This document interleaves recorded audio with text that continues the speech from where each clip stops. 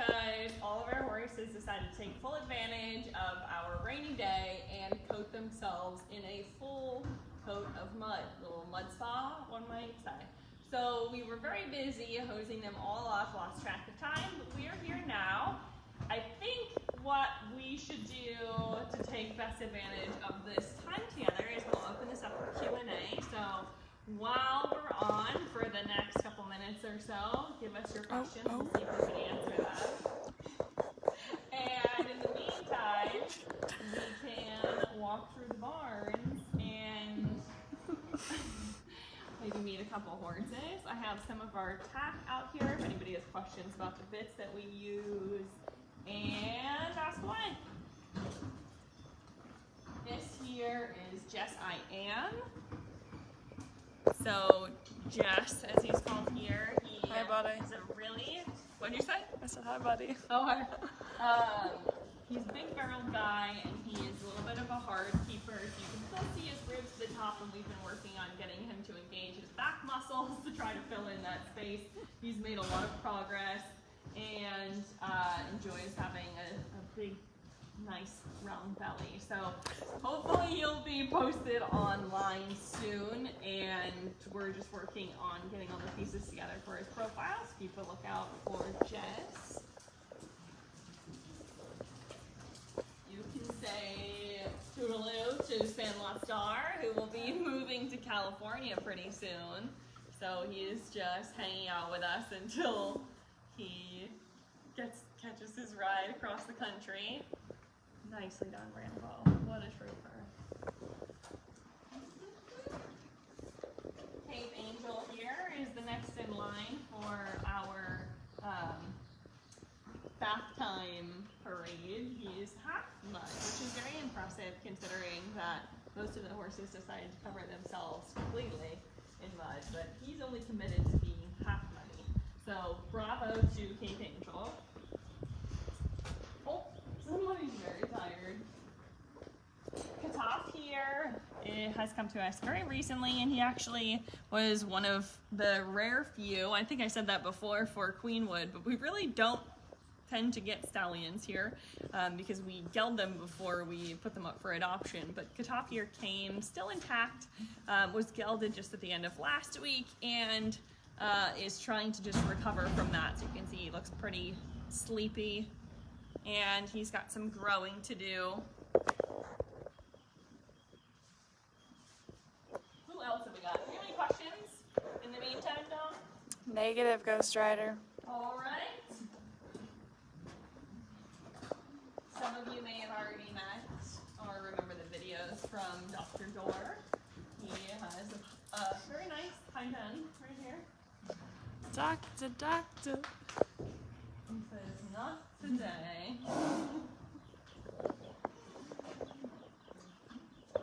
Sea Shark is fully immersed in his food right now. He just got a bath and took me about 15 to 20 minutes to get all the mud off. He had really accomplished an amazing feat of covering every square inch of his body with mud. You missed a spot. Yeah. Right That there. was actually, it was under his halter, which was so muddy I had to take the halter off, clean the halter, and so Smoochy, smoochy. we'll have to figure that out with brushes later. And I think we did actually get a pretty impressive video of him rolling on both sides, and we'll have to post that later for you guys to see. Quite the athletic maneuver. This is where the magic happens. This is where they get the bath. You can see all the products that we use. Actually, Dom, who's filming, has had a really good tip for anybody who deals with high humidity environments. Right, Dom? You tell me if I'm saying anything wrong. Apple cider vinegar is a great all-around tool for lots of different purposes, but you mix a little bit of apple cider vinegar with a bucket of water, and you use it to sponge off. That's a great bath for them too. It has actually a lot of different uses. It can help them with coat shine, reducing fungus, getting rid of any of those summer sore type things that they can get from too much bacteria, sweat. dirt, all those sort of things. So it's a great bath. And you can alternate that with a regular type of bath where you're using shampoo or just hosing them off. Doesn't have to be used in any sort of specific way, but just a nice diluted apple cider vinegar bath is what we're trying to do to keep the horses healthy, coats shiny, and can also help to reduce the flies that are in their proximity. So that's great. And then where's the coat defense? That's going to be the other. We have some on the other side.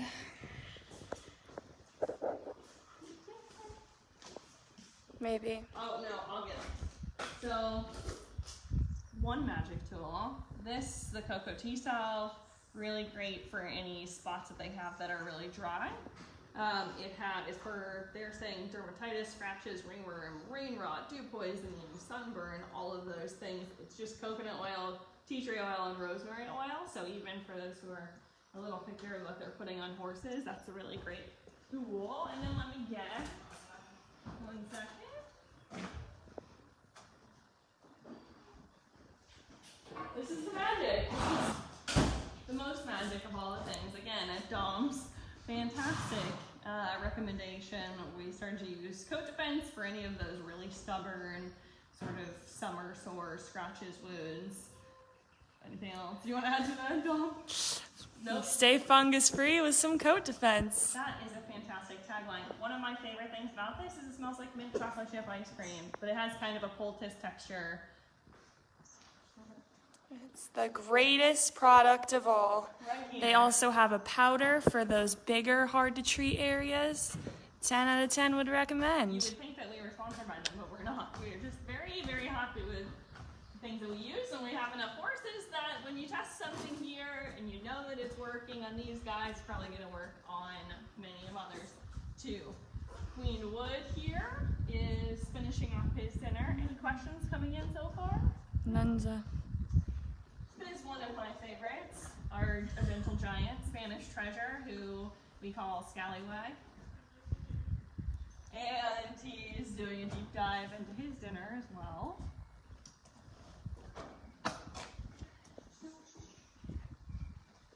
Discreet Fantasy here is going to be leaving any moment now for his new home.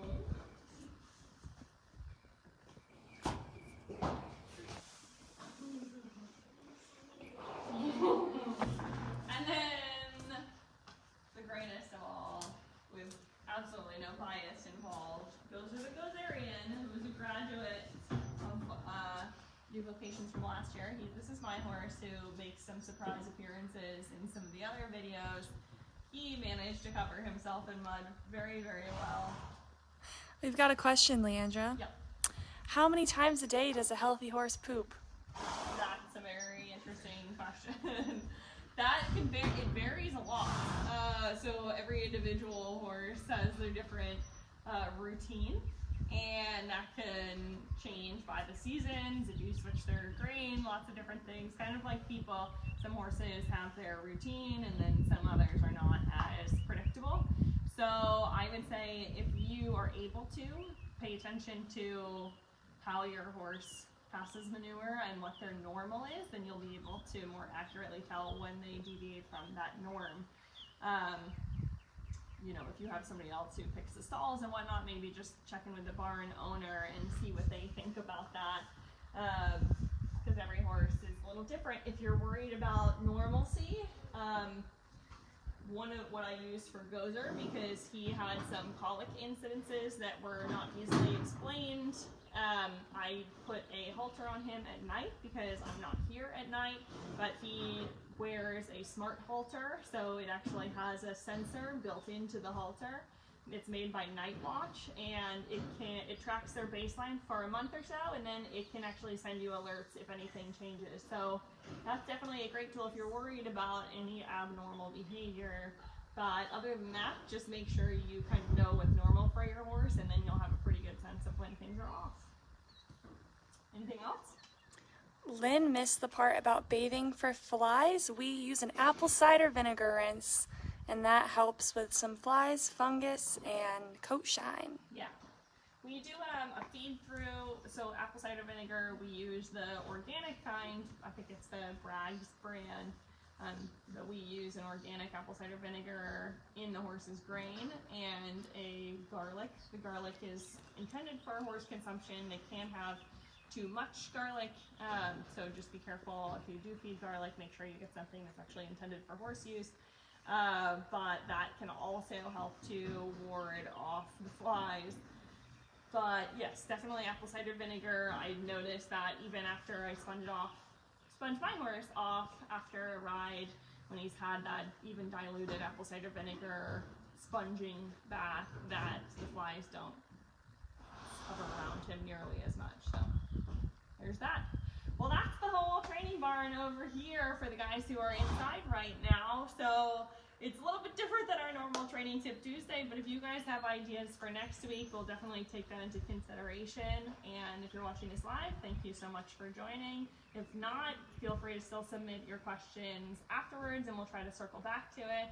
Tune back in tomorrow for our virtual tour at 1 p.m. Eastern Time, and we hope to see you later in other videos.